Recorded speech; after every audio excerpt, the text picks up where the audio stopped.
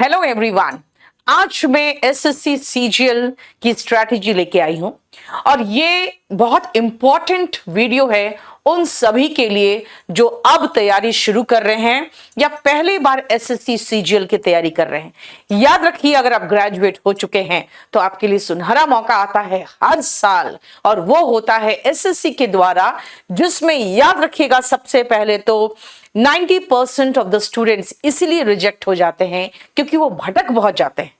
तो आइए आपको सबसे पहले मैं इस प्लेटफॉर्म के थ्रू बताना चाहती हूं कि तैयारी करिए तो भरोसेमंद तरीके से तैयारी करिए, उनके साथ तैयारी करिए जो इस फील्ड में सालों साल से हैं और आपको सही गाइडेंस दे सकते हैं, यानी कि केडी कैंपस और केडी लाइव। आइए सबसे पहले मैं आपको कंप्लीट स्ट्रैटेजी बताती हूं। बेटा, आप किसी भी एग्जाम की तैयारी करते हो तो सबसे पहले आपकी अंडरस्टैंडिंग डेवलप होनी चाहिए उसको लेके जिसका आप तैयारी कर रहे हो, यानी pattern of exam and syllabus of exam. सबसे पहले कंप्लीट चेक करिए कि सिलेबस क्या है। इसमें इंग्लिश आता है, reasoning, maths and general studies. फिर आप देखोगे कि जो रीजनिंग है उसका सिलेबस छोटा होता है, आसान होता है, वो बहुत जल्दी खत्म हो सकता है। इंग्लिश का इंपॉर्टेंस बहुत ज्यादा है, इसीलिए उस पर ज्यादा आपको मेहनत करनी पड़ेगी। मैथ्स कंसेप्चुअल तरीके से तैयारी की जाती है, कॉन्सेप्ट बिल्डिंग पर वहां पर ध्यान दिया जाता है। और एसएससी का जो पैटर्न होता है जीएस का, वो लोगों को कम समझ में आता है क्योंकि एसएससी अपना एक फिक्स्ड पैटर्न रखती है जो आपके पीसीएस और आईएएस से रिलेटेड नहीं है, बल्कि वो फैक्चुअल क्वेश्चंस पूछती है और वो क्वेश्चंस पूछती है जो स्टैटिक जीके में आप पढ़ते हो। तो इसीलिए सबसे पहले सिलेबस को देखो ध्यान से और सारे जितने एग्जाम्स होते हैं उनके पैटर्न पे ध्यान दो, क्योंकि आपको सीजीएल और सीएचएसएल के पैटर्न ऑफ एग्जाम बहुत कुछ मिलता जुलता होगा, लेकिन जो जीडी दे रहे हैं उनके लिए बिल्कुल डिफरेंट होगा, क्योंकि वो जीडी में हिंदी चूज कर सकते हैं लेकिन सीजीएल में तुमको इंग्लिश ही लेना पड़ेगा। इसीलिए पैटर्न एंड सिलेबस बहुत जरूरी है और याद रखिएगा कि ये बहुत पहला स्टेप है जो आपका इजी बना देता है कि प्रिपरेशन शुरू कैसे किया जाए उसके बारे में जानकारी हासिल रखने के लिए। दूसरा है कि आप जब एक सिलेबस और पैटर्न से वाकिफ हो चुके हो, स्कीम ऑफ एग्जाम जानते हो, तो एक कस्टमाइज्ड स्टडी प्लान अपना डेवलप कर लो। इसमें याद रखिएगा कि आपको स्पेसिफिक स्टडी आवर्स अलॉट करना पड़ेगा। ठीक है, मेरा मैथ्स में ग्रेजुएशन है, मैथ्स में हम कम टाइम देंगे। इंग्लिश वीक है क्योंकि मैं हिंदी मीडियम का हूं, इंग्लिश में ज्यादा टाइम देंगे। जीके ठीक ठाक है तो उसमें थोड़ा कम टाइम देंगे। तो आपको सबसे पहले अपने ग्रे एरियाज और अपने स्ट्रेंथ को देखते हुए आपको इनफ टाइम ईच सब्जेक्ट के लिए अलॉट करना पड़ेगा और आपको सिलेबस को सेक्शंस में ब्रेक डाउन करके आपने स्टडी आवर्स को अलॉट करना पड़ेगा। इसमें आपको यह हेल्प करेगा कि मैं ज्यादा टाइम किस में दूं, कम टाइम किस में दूं। अगर आपको मालूम हो कि मेरे स्ट्रेंथ क्या है और मेरे वीकनेस यानी मेरे ग्रे एरियाज क्या है, किसमें मुझे कम फोकस करना चाहिए क्योंकि वो मैं काफी अच्छा से जानता हूं, किसमें मुझे ज्यादा फोकस करना पड़ेगा क्योंकि वो बहुत ज्यादा इंपॉर्टेंट भी है सीजीएल में, जैसे कि इंग्लिश, और मैं हिंदी मीडियम का हूं तो मेरी इंग्लिश में हाथ तंग है। तो ये सब चीजें आपको डिसाइड करनी पड़ेगी सबसे पहले। उसके बाद आइए कि आपको हाई क्वालिटी स्टडी मटेरियल जुगाड़ करना पड़ेगा। वॉल्यूम 1 तो मैं कह सकती हूं कोई भी ऐसा टॉपर पिछले 10 से 12 साल में नहीं है जो नहीं कहा है कि इंग्लिश वॉल्यूम 1 वो पढ़ के पास किया। इसी के साथ मैंने एक बहुत बढ़िया किताब मैंने निकाली थी, क्लास नोट्स, उनके लिए जो ग्रामर को बहुत अच्छे से मास्टर करना चाहते हैं। इंग्लिश वॉल्यूम 2 में आपको ऐसे क्वेश्चंस मिलेंगे जो passage, cloze test, sentence arrangement, ये सब में आपको बहुत हेल्प करेगा।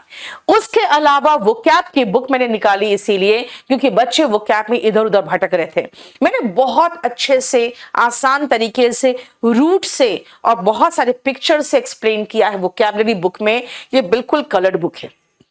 इनको करने के बाद यानी वॉल्यूम 1, वॉल्यूम 2, क्लास नोट्स और वोकैब करने के बाद आप अगर प्रैक्टिस करना चाहते हैं तो गोल्डन बुक से प्रैक्टिस करिए। याद रखिएगा बहुत सारे एजुकेशन सेक्टर में टीचर्स होते हैं जो आपको बहुत तरीके से एक्सप्लेन करते हैं। कुछ बहुत अच्छे टीचर्स भी होते हैं, कुछ सिर्फ अपना जंक मटेरियल सेल करने के लिए आते हैं। वो हर साल कहेंगे कि अब लेटेस्ट पैटर्न ये है, अब ये चेंज हुआ है, अब ये किताब खरीदो क्योंकि अब ये इंपॉर्टेंट हो गया है। आज तक मैंने जो भी मेरे बच्चे 2017 के बाद वॉल्यूम 1 खरीद चुके हैं, उनको मैंने कभी नहीं कहा कि फिर से खरीदो।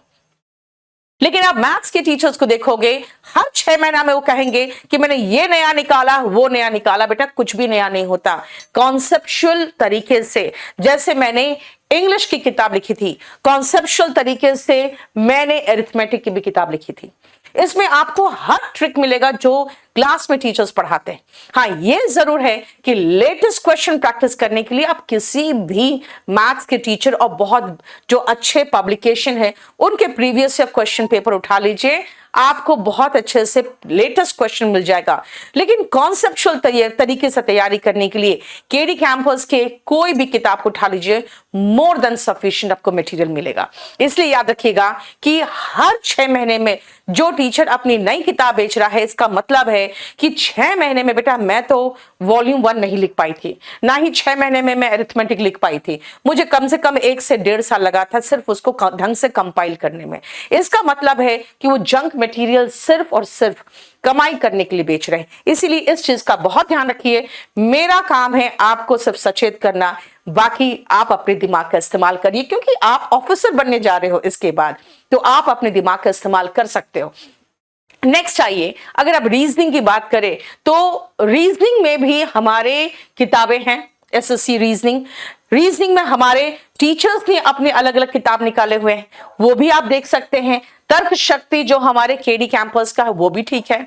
अगर आप कहेंगे जीके, तो बेटा हमने जनरल नॉलेज के हिस्ट्री, ज्योग्राफी, पॉलिटी, इकोनॉमिक्स, ये सबको, साइंस, इनको इसमें डाला है, और जो स्टैटिक जीके है उसकी अलग किताब निकाली। तो इसीलिए आप अगर केडी कैंपस के पूरा कंप्लीट स्टडी मटेरियल को देखोगे, मोर देन सफिशिएंट है, और ये किसी भी एग्जाम के लिए मोर देन सफिशिएंट है। ज्यादा भटकने की जरूरत नहीं है। आप अपने कंटेंट्स को खुद सेलेक्ट कर सकते हैं, और अगर आपको लगे कि नहीं भाई मुझे समझ में ठीक से नहीं आ रहा है, मुझे कुछ एक्स्ट्रा जरूरत पड़ रही है, तो आप ऑनलाइन या ऑफलाइन आप तैयारी कर लीजिए। हम केडी कैंपस और केडी लाइव में ऑफलाइन एंड ऑनलाइन दोनों तरीके से आपकी तैयारी करवा सकते हैं। अब आइए नेक्स्ट मैं बता दूं कि ठीक है, तैयारी होना शुरू हो चुका है आपका, लेकिन जब तैयारी करना आप शुरू कर चुके होते हैं, उसके बाद भाई आपको पता होना चाहिए कि इस तैयारी को हम चेक भी तो कर ले कि जो इस इंस्टीट्यूट ने मुझे पढ़ाया है या ये ऑनलाइन प्लेटफॉर्म ने मुझे पढ़ाया है वो कितनी काम की चीज है, क्या एग्जाम के लिए रेलेवेंट क्वेश्चन है, क्या ये सफिशिएंट है जो हमें इतनी तैयारी करा दे कि हमारा मेंस भी पार हो जाए। जैसे इस बार बहुत सारे प्लेटफॉर्म से मैथ्स पढ़ने वाले स्टूडेंट्स बहुत ही डिसहार्टेंड हुए, क्योंकि एसएससी मेंस में मैथ्स अच्छा खासा कैलकुलेटिव आ गया था। पिछले 3 से 4 साल से आसान आ रहा था, तो बच्चों को टीचर्स ने आसान आसान क्वेश्चन करके भिजवा दिए। तो इसीलिए याद रखिएगा कि वो कभी भी पैटर्न चेंज कर सकते हैं, कभी भी वो डिफिकल्टी लेवल हाई कर सकते हैं। इसलिए जब आप तैयारी कर रहे हैं तो right from basic up to advance level आपको क्वेश्चन प्रैक्टिस करना चाहिए। हम इंग्लिश में भी यही कराते हैं कि सब कुछ से तैयारी कराते हैं, क्योंकि हमने 2022 में देखा कि मेंस में 6 क्वेश्चन आए थे सेंटेंस अरेंजमेंट के, लेकिन 2023 में एक भी सेंटेंस अरेंजमेंट से क्वेश्चन नहीं था। तो मेरा काम ये थोड़ी है कि फिर मैं सेंटेंस अरेंजमेंट आगे के टेस्ट पेपर में गायब कर दूं। मुझे तो आपको पूरा ओवरऑल तैयारी करानी है, ताकि वो कहीं से भी क्वेश्चन पूछे तो हम तैयार रहें इस चीज के लिए। इसीलिए मॉक टेस्ट बहुत जरूरी है। हम केडी लाइव में ऑनलाइन मॉक टेस्ट आपको भरपूर देते हैं। आप चाहे तो जाके केडी लाइव से मॉक टेस्ट ले सकते हैं, और आप मॉक टेस्ट किसी भी प्लेटफॉर्म से दीजिए। लेकिन याद रखिएगा, मैं आपको एक सीरीज सजेस्ट करती हूं, प्रीवियस ईयर क्वेश्चन पेपर जरूर देख लीजिएगा, क्योंकि कुछ ऑनलाइन मॉक टेस्ट वाले जो प्लेटफॉर्म्स है वो शायद कभी कभी पीओ के क्वेश्चंस उठा लेते हैं, जो कि गलत है। इसीलिए प्रीवियस ईयर क्वेश्चन पेपर्स, अगर आप एसएससी सीजीएल दे रहे हो तो मैं कहूंगी आप एमटीएस का भी उठाइए, जीडी का भी उठाइए, सीएचएसएल, सीजीएल, स्टेनोग्राफर, सीपीओ, इन सब के क्वेश्चन पेपर प्रैक्टिस करिए, क्योंकि जब एसएससी क्वेश्चन देती है बेटा, तो वो ये नहीं देखती है कि हम 10th लेवल का एग्जाम ले रहे हैं कि 12th का ले रहे हैं कि ग्रेजुएशन का ले रहे हैं। उनके पास एक ही एकदम साफ दिखता है, उनके पास एक ही क्वेश्चन बैंक है, जिससे वो क्वेश्चन उठा के जीडी में भी देते हैं, सीएचएसएल में भी देते हैं, और सीपीओ में भी देते हैं, और सीजीएल में भी देते हैं। इसीलिए उनका क्वेश्चन के लेवल में आपको कोई डिफरेंस नहीं दिखेगा। इसीलिए हर मॉक टेस्ट आप दीजिए, जहां से देना है दो, लेकिन मेरा सजेशन जरूर है कि प्रीवियस ईयर क्वेश्चन पेपर जरूर उठा के देख लीजिए। मैंने इस बार 2016 से 2022 तक के पूरे कंप्लीट सीजीएल के क्वेश्चन पेपर मैंने गोल्डन बुक में निकाल दिए हैं, और उसके शुरुआत में मैंने वो इंपॉर्टेंट कॉन्सेप्ट बहुत हल्के में, बहुत ही कम पेजेस में दे दिया है, जहां से एसएससी क्वेश्चंस रिपीट करती है। तो ये ध्यान रखिएगा, मॉक टेस्ट आपका बहुत ही एसेंशियल है। आपके कुछ स्ट्रेंथ है, कुछ वीकनेस है। मैं कहूंगी अपने वीक एरियाज पे फोकस करिए, लेकिन अपने स्ट्रेंथ को मत भूलिए, क्योंकि आपको पता होगा आपका स्ट्रेंथ ही आपको सिलेक्शन दिलाएगा। लेकिन वीक एरिया इतना कॉम्प्लिकेटेड भी नहीं होता है जिसको हम ठीक नहीं कर सकते। अगर आपको लगेगा नहीं मैम ये तो ऐसा कॉन्सेप्ट है जो मुझे समझ में ही नहीं आता या मैं भूल जाता हूं, तो उसको छोड़ दो, कोई इश्यू नहीं। लेकिन जो वीक एरियाज को आपको सुधारा जा सकता है, उन वीक एरियाज पर फोकस करिए। आपको जरूरत पड़े तो आप ऑनलाइन ऑफलाइन जो टीचर्स है, जो मेंटोर्स है, जो भी आप आप देखोगे, अगर बहुत सारे प्लेटफॉर्म्स पे, जैसे कि मैं बता दूं आपको, टेलीग्राम पे कुछ कम्युनिटीज भी लोग बना कर रखते हैं, जहां पे वो जो क्वेश्चन से डालते हैं, और वहां पे कुछ सिलेक्टेड बच्चे हैं जो वहां पे क्वेश्चन सॉल्व करते हैं। तो आप वैसे कम्युनिटीज भी ज्वाइन कर सकते हो अपने डाउट्स को क्लैरिफाई करने के लिए, और एडिशनल टाइम अपने वीक एरियाज में डाल के फोकस करके उनको भी अपने स्ट्रेंथ में कन्वर्ट कर सकते हो। फिर मैं आपको समझा देती हूं बेटा कि टाइम मैनेजमेंट बहुत इंपॉर्टेंट है। अगर मैं एक रीजनिंग का क्वेश्चन पेपर किसी को भी दे दूं, वो बैठकर आराम से 20 क्वेश्चन सॉल्व कर लेगा, क्योंकि रीजनिंग का मतलब क्या है? तर्क शक्ति, यानी तर्क करने की शक्ति है, तो आप सही कर लोगे। लेकिन कम से कम समय में ज्यादा से ज्यादा क्वेश्चन ही तो आपको करना है, और वही तो आपको सिलेक्शन दिलाएगा। अब तो टाइम मैनेजमेंट और भी जरूरी हो गया है, क्योंकि मेंस में ये सेक्शंस में बांट दिए गए हैं, जहां पे आपको इतने टाइम पे मैथ्स रीजनिंग कंप्लीट करना है, इतने टाइम पे आपको इंग्लिश और आपको जीएस कंप्लीट करना है। तो आपका टाइम मैनेजमेंट अब और भी ज्यादा जरूरी हो गया है।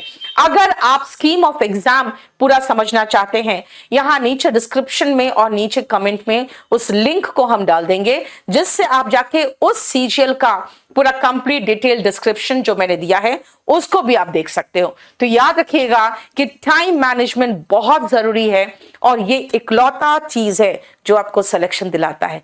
कम से कम समय में ज्यादा से ज्यादा क्वेश्चन करना और एक्यूरेसी के साथ करना, वो सबसे ज्यादा इंपॉर्टेंट हो जाता है। याद रखिएगा, जितने भी लेटेस्ट पैटर्न है उससे अपडेटेड रहिए। जैसे मैंने कहा कि मेंस में हमने देखा सेंटेंस अरेंजमेंट आया है, मैंने उसको अच्छे से करा दिया, 2023 में नहीं आया। तो मैं अवेयर हूं इस पैटर्न से कि भाई इसमें पिछले 6 क्वेश्चन जो आए थे मेंस में इस बार नहीं आए हैं, तो लेटेस्ट क्या आया है। तो इसीलिए हम लेटेस्ट पैटर्न से अपने सब्जेक्ट में बच्चों को अवेयर रखते हैं कि किस तरीके से आपको देखना है कि भाई अब क्वेश्चन कैसे ट्विस्ट किया है, पैसिव वॉइस और नरेशन से कितने क्वेश्चन आ रहे हैं। इसका मतलब है कि आपको यह ध्यान रखना है कि लेटेस्ट पैटर्न क्या है। बेटा इसके साथ एक चीज और ध्यान रखना है कि भाई मैं जा रही हूं स्टेनोग्राफर का एग्जाम देने, उसके 1-1.5 महीना पहले ही मैं मैथ्स पर थोड़ा ध्यान कम दे दूंगी और इंग्लिश में ज्यादा दे दूंगी। मैं सीपीओ देने जा रही हूं, भाई इंग्लिश टियर 2 में है, इकलौता सब्जेक्ट जो 250 मार्क्स का है आउट ऑफ 400 मार्क्स का, ज्यादा मैं इंग्लिश पे फोकस करूंगी। मैं जीडी का एग्जाम दे रही हूं और मैं यूपी के रहने वाली हूं, यूपी के जितने एग्जाम्स है उसमें हिंदी आते हैं, तो मैं जीडी के एग्जाम में हिंदी ऑप्ट करूंगी, इंग्लिश क्यों ऑप्ट करूं। यानी कि आप को याद रखना है कि सीजीएल एग्जाम देने जा रहे हो बेटा, 45 क्वेश्चंस इंग्लिश के हैं और 30 मैथ्स के हैं। इसका मतलब है कि कम से कम 1 से 1.5 घंटा इंग्लिश को तो ज्यादा टाइम दोगे, ठीक है। मैथ्स में प्री के जितने प्रीवियस क्वेश्चन हैं अगर आप सॉल्व कर लोगे तो आपको एक पैटर्न पता चल जाएगा कि हाँ कौन सा क्वेश्चन, किस लेवल का क्वेश्चन प्रॉफिट एंड लॉस से आता है, किस लेवल का क्वेश्चन आपका सिंपल इंटरेस्ट से आता है, यानी आप लेटेस्ट पैटर्न से वाकिफ रहिए। Static portion of GK important है तो आप स्टैटिक को अलग से कंप्लीटली कर लीजिए। अगर आप कहोगे मैम करंट, तो हमने देखा है भाई करंट में 2023 में क्वेश्चन पूछ रहा है 2020 से, उस समय का करंट बच्चों को याद भी नहीं, तो ठीक है अवॉइड करो, है ना। और अगर आप रेगुलर बेसिस पे करंट पढ़ते रहोगे तो आगे 1-1.5 साल बाद भी एग्जाम दोगे तो आपको थोड़ा बहुत तो याद रहेगा, ऑप्शन देख के ऐसे भी दिमाग में क्लिक कर जाएगा। तो इसीलिए रेगुलर बेसिस से करंट को तैयार करते रहिए अगर आप 2024 का एग्जाम देने वाले हो तो, है ना। तो इसका मतलब है कि आप सब कुछ को ओवरऑल लेके चलिए, लेकिन लेटेस्ट क्वेश्चन आपको लेटेस्ट क्वेश्चन पेपर्स ही बताएगा। इसलिए जो भी प्रीवियस ईयर क्वेश्चन पेपर्स है उनको स्किप मत करिए, एक एक क्वेश्चन पेपर को प्रैक्टिस करिए। और याद रखिए कि सबसे इंपॉर्टेंट है रिवीजन। कुछ लोग कहते हैं कि मैम हमने अपने कॉलेज में टॉप किया, हम फर्स्ट क्लास रहे हैं, हमेशा मैं टॉपर रहा हूं और मेरा सिलेक्शन नहीं हो पा रहा है। बेटा टॉपर रहने से सिलेक्शन कोई जरूरी नहीं कि हो जाएगा। हाँ, अगर आप कंसिस्टेंट तरीके से मेहनत करें, आप रेगुलरिटी मेंटेन करें, आपको इस बात का दम ना हो कि मुझे तो सब कुछ आता है, कोई इश्यू नहीं, ये लोग पढ़ रहे हैं क्योंकि ये लोग मूर्ख है और इन लोगों ने कभी कुछ तैयारी नहीं की है, ऐसी बात नहीं करिए। क्योंकि यहाँ पे सर्वाइवल ऑफ द फिटेस्ट है और फिटेस्ट का मतलब अभी कितने फिट हो आप, ये देखना है। इसीलिए याद रखिएगा जो रिवीजन है ये इस चीज का की है। इसका मतलब है कि अगर आप प्रॉपर तरीके से रिवीजन करते रहते, मॉक टेस्ट देते रहते हो, ये बहुत एसेंशियल है आपके तैयारी में। तो याद रखिएगा ये हमारा स्ट्रैटेजी था और मैं आपको समझा दूं कि बेटा स्ट्रैटेजी सबसे इंपॉर्टेंट चीज होता है। सबसे पहले किसी भी एग्जाम की तैयारी करने से पहले 2 से 3 दिन पहले स्ट्रैटेजी बनाइए। क्योंकि हम एक बात आपको और बता दें, बेटा जापान में किसी भी प्रॉब्लम को अगर कोई कंपनी सॉल्व करती है ना तो प्रॉब्लम का सॉल्यूशन बाद में निकाला जाता है, पहले उसमें काफी सफिशिएंट टाइम देके ये समझा जाता है कि भाई प्रॉब्लम क्या है, क्यों आया, और उसके बाद इस प्रॉब्लम का सॉल्यूशन निकाला जाता है और उस प्रॉब्लम को परमानेंटली सॉल्व करने की कोशिश की जाती है। इसीलिए आपको सबसे पहले प्रॉब्लम का सॉल्यूशन बाद में, प्रॉब्लम समझिए, स्ट्रैटेजी समझिए। जो एग्जाम दे रहे हैं उसके बारे में इन डेप्थ नॉलेज होना चाहिए। प्रीवियस ईयर क्वेश्चन पेपर देखिए, अपना लेवल देखिए, आपको कैसे तैयारी करनी है वो हम आपको बताएंगे। और स्ट्रैटेजी देखने के बाद आप पहले स्कीम ऑफ एग्जाम देखिए, नीचे डिस्क्रिप्शन में मैंने दे रखा है उसका लिंक, और उसके बाद आइए केडी कैंपस और केडी लाइव में आपका स्वागत है। 2024 के लिए हम आपको प्रिपेयर करेंगे। Thank you so much.